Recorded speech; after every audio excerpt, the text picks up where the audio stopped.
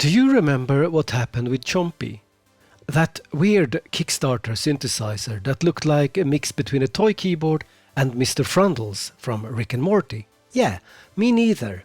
So I went out on Kickstarter to see what happened with it.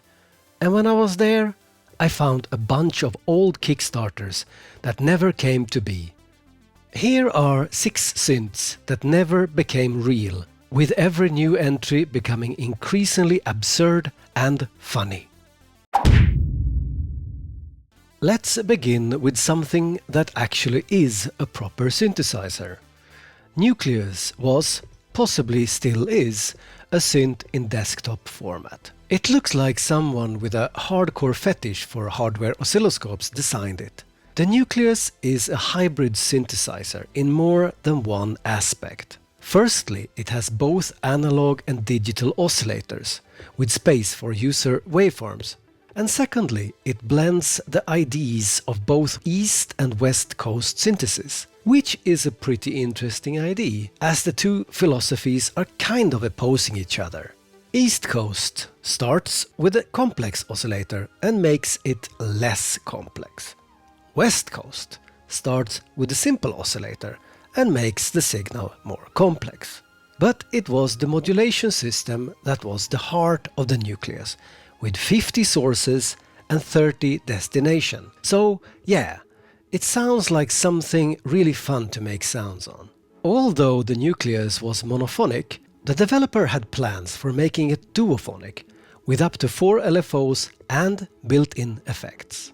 The project earned the desired Kickstarter badge, Projects We Love. But unfortunately, the Kickstarter only managed to reach 26% of its goal of $57,000 with 25 backers. I remember I was interested in backing it, but ultimately I didn't. The creator behind the Nucleus still seemed interested in making it happen, but has put the project into hibernation mode. In 2021, the price of the Nucleus was $880. From Italy came the Skull 001, which also got promoted by Kickstarter. The funding goal was very modest, with an amount of $5,800, yet it only managed to collect 32% of its funding. Skull was a small portable 8-bit synthesizer with 3 oscillators, a filter, an LFO and a step sequencer with 16 steps. It had a headphone jack for the output and was powered by a normal CR2032 battery. The price was only $49, but considering that you can get a pocket operator from Teenage Engineering for twice that, maybe that was the reason why this project didn't take off. Sad. It looks kind of fun. Okay, hold on to your hats. Now we're entering the la la land of really weird projects. First, think of a normal MIDI keyboard controller. Depending on the controller, the amount of octaves differ, but anywhere from 3 to 5 octaves is often the standard. Every octave have 12 keys. Now, think of a controller that has 10 octaves. Now imagine that every octave is not having 12 keys, but 72. That's the concept of microtonal analog drawbar synthesizer keyboard. The synthesizer itself was very simple and based on sine waves. The ultimate goal of the Kickstarter was to fund the construction of this very strange instrument.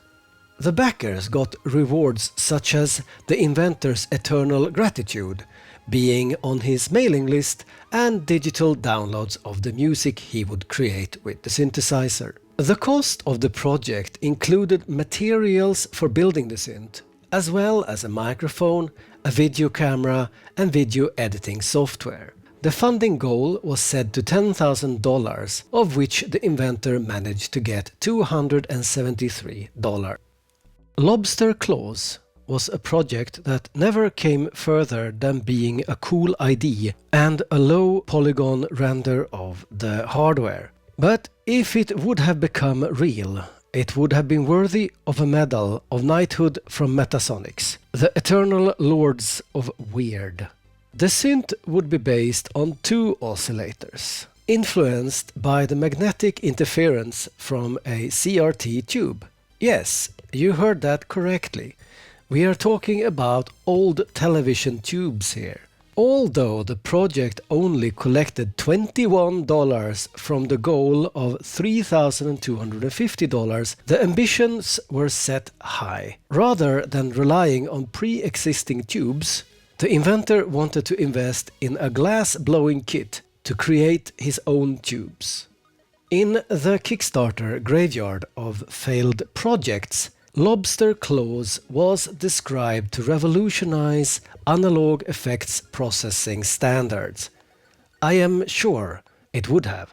Another big reason why the project failed was that the funding was only for the inventor to build his project. For $50, you would get a personal thank you letter. If you think that having a wristwatch with a real working mechanical keyboard is a good idea, you are probably one of the 10 backers who tried to make this uniquely weird project happen. With an initial goal of $82,000, they only managed to reach a little more than 1% of its goal. The Synthwatch was one octave keyboard with an app companion. It didn't have a speaker, but came with a breakout cable, so you could connect it to speakers or headphones. At €200,000, the Synthwatch would become polyphonic, so you could play chords. When the funding would reach the insignificant amount of €1 million, you would be able to add your own sounds to the Synthwatch. The standard price of the Synthwatch was €695. But if you were one of the two super early bird backers, you could buy it for €450. Around the same price and time, you could have bought a fancy smartwatch instead. I'm a little bit sad this project didn't at least survive one production run, as the few copies of the Synthwatch would probably have become desired collector's items. Or perhaps not. BDS-25 was nothing exciting really, just a synthesizer based on Arduino. What I found so refreshingly charming about this Kickstarter was that the designers decided to 3D print the keys for the keyboard rather than just buying a pre-made one or go with a touch keyboard. But I'm all for exploring new ways to do old things, and this certainly have a unique look to it.